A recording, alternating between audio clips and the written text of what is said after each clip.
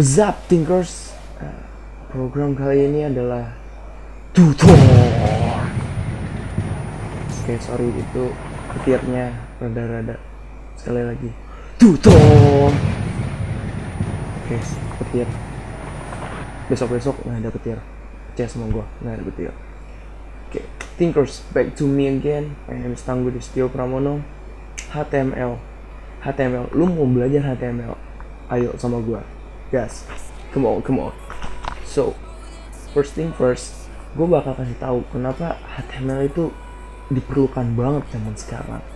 Ya, menurut pengalaman gue sebagai anak IT, HTML ini adalah bahasa pemrograman web yang dasar banget. Tulisan, gambar, input, output, dan lain-lainnya yang kalian lihat di web itu menggunakan HTML untuk menampilkannya. Kayak model ini, dan ini. HTML itu adalah singkatan dari Hypertext Markup Language. HTML digunakan untuk membuat halaman web. Pengertian HTML sih itu kalau digambarin ya kayak badan manusia sebagai fondasi dari sebuah web yang mempunyai head, body, section, and footer. Tapi ingat loh ya, baru fondasinya, baru badan manusia. HTML mempunyai banyak versi dari dulu ya kan. Dan sekarang yang paling baru adalah HTML5. HTML5 itu sendiri udah kayak one man show-nya. Jadi mereka nggak usah menggunakan Flash lagi untuk menampilkan ya video-video dan sebagainya macamnya. Oke, sekarang kita akan bahas tentang sejarah HTML. Tak kenal maka tersayang. Pertama kita harus mengenalin dulu apa sih itu HTML dan siapa sih penciptanya. HTML diciptakan oleh Tim Berners-Lee pada tahun 1989. Dia menggagas proposal untuk dokumen hypertext dan menghasilkan HTTP, URL, and HTML. HTML pun dikenal pada Oktober 1990. Lalu hingga sekarang masih digunakan dan dikembangkan oleh W3C atau World Wide Web Consortium. Pengertian HTML secara harfiah. Hypertext Markup Language adalah sebuah markup language atau bahasa penanda yang digunakan untuk membuat menampilkan informasi pada halaman web, ya kan? Sama penjelasan basicnya sama kayak yang gue jelasin pertama. Oke, tanpa basa-basi, panjang kali lebar, kali tinggi, kali volume, kali kalian itu udah matematik semua. Sekarang kita langsung belajar aja. Oke, HTML. Oke, text editor yang gue pakai adalah Sublime. Oke, text editor itu sendiri ada banyak. Ada Sublime, ada Brackets, ada Visual Code, ada Notepad++ atau Notepad biasa juga kita bisa yang langsung ada di komputer. Untuk mengesave data HTML hanya perlu dengan Ctrl+Shift+S. Oke, kita taruh di desktop. Kita namakannya latihan.htm bisa atau .html. Ini adalah ekstensi untuk menunjukkan bahwa file itu atau hal itu adalah HTML dan bisa dibuka menggunakan browser seperti Google Chrome, Firefox, or Internet Explorer. I recommended using Google Chrome. Saya merekomendasi untuk menggunakan Google Chrome. Kenapa? Karena Google Chrome itu sangat mudah untuk digunakan dan cepat. Oke, tanpa berpikir lama kita langsung coding aja. Pertama, untuk mengoding HTML itu diperlukan tag HTML itu sendiri. Terdiri dari sebuah ini. Auto. Ini adalah kelebihan text editor yang memang sudah digunakan untuk memprogram suatu web atau aplikasi. Jadi auto untuk semua codingan. Berbeda kalau kita menggunakan Notepad. Pertama tag HTML. Setelah itu kita masukkan tag head, right?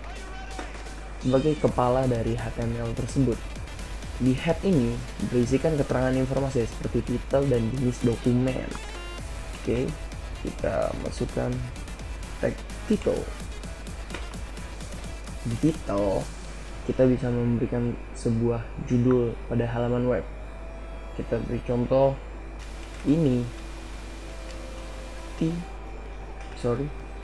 title. Control S, don't forget to save it, and then go to the HTML file dan pergi ke HTML file, jalanin, dan you can see this one, let's change it, ini title. Oke. Di head kita juga bisa menyelipkan berbagai macam tautan seperti CSS dan lainnya yang akan kita pelajari nanti di tutorial selanjutnya. Ada tag body, bagian yang berisikan isi dari web yang akan tampil seperti header, artikel, sidebar, navigation bar, dan footer. Oke, pertama kita isi dengan header. Header merupakan tag yang berisi nama website, deskripsi website, atau banner website yang berbentuk picture, yang berbentuk kalimat-kalimat, judul sebuah web, tapi yang ada di dalam web berbeda dengan title yang kita isi tadi. Saya akan menggunakan tag H1. H1 adalah sebuah tag untuk membesarkan kata di web seperti ini adalah header. Format H1 ini sendiri adalah bold dan tulisannya sangat besar. Semakin angkanya kecil semakin besar. Ada H4 sampai H selanjutnya. H1 adalah yang paling besar. Oke, kita lihat, kita refresh. Ini adalah header.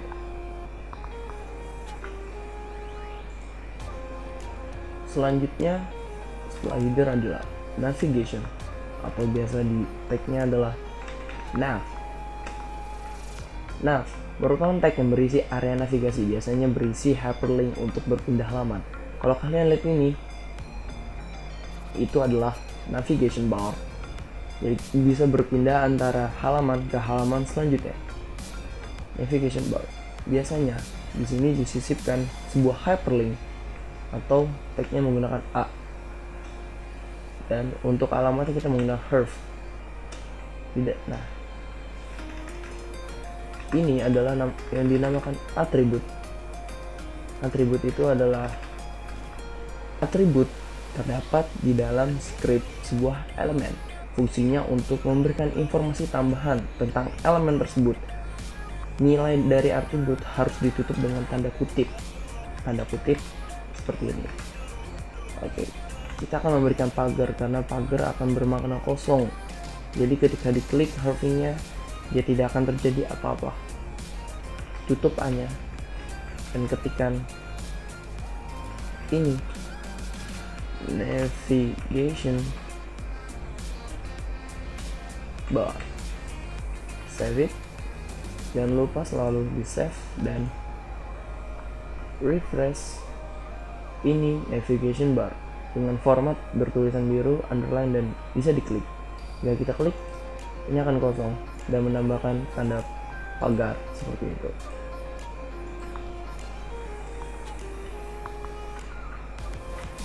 Selanjutnya ada article.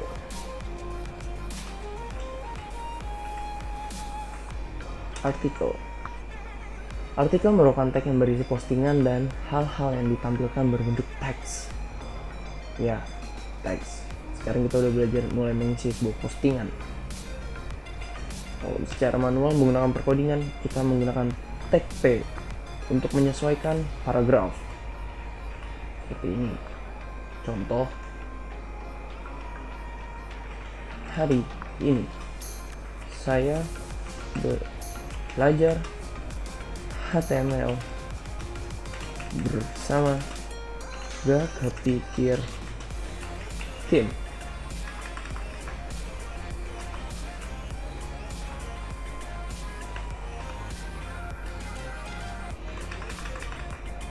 Hanya untuk merapikannya,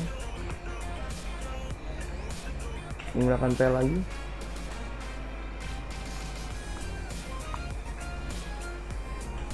yang ditemani oleh tangguh.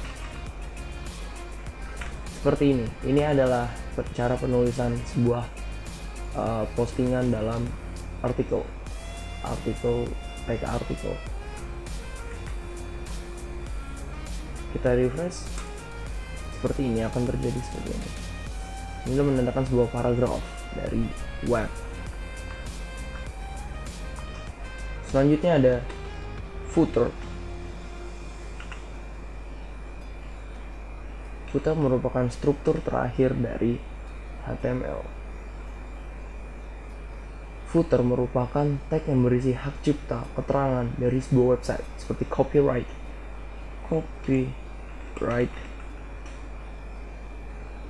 gak kepikir, tim, save it, then see what's happened. Copyright gak kepikir, tim. Oke. Ini adalah HTML. Sangat basic banget. HTML adalah cuman segini. Ini adalah strukturnya yang harus kalian mengerti. HTML memerlukan tag-tag untuk menjalankannya. Jadi yang kalian perlukan adalah mengerti semua tag yang ada di HTML atau perkodingan lainnya seperti PHP, CSS, JavaScript. Itu menggunakan tag. Jadi kalian harus memperbanyak ilmu tag kalian. Oke. Kenapa kok cuman gini doang? Berbeda dengan yang ini? Ya, ini berbeda banget. Karena ini hanya baru HTML saja, tanpa CSS, tanpa PHP, tanpa JavaScript.